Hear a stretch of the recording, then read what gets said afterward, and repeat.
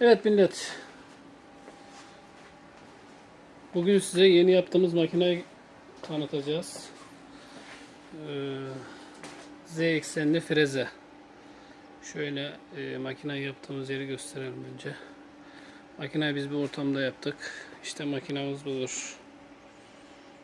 Görüldüğü gibi Sigma profillerden kasası. Ondan sonra raylı, hem raylı hem arabalı.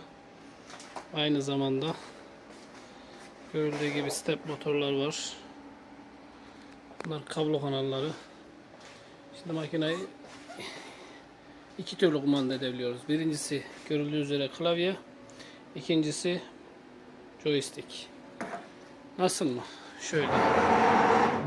Makine şu anda ileri geri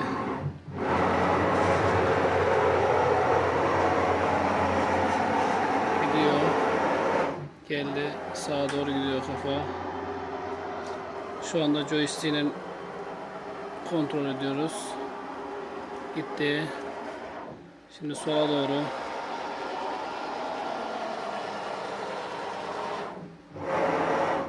Ondan sonra şimdi yukarı aşağı.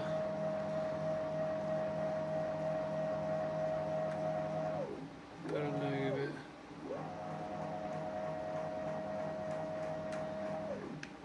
Geri gidelim.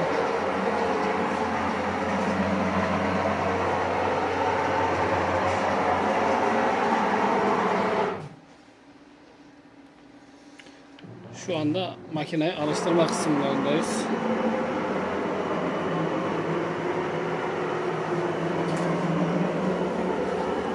Makinenin arka tarafı.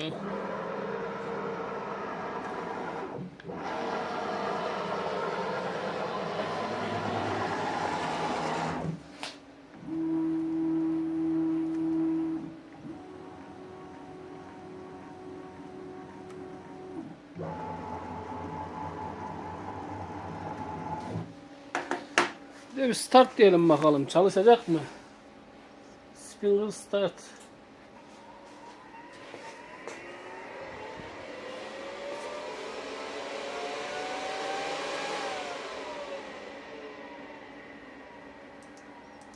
Reset. Çalışıyor.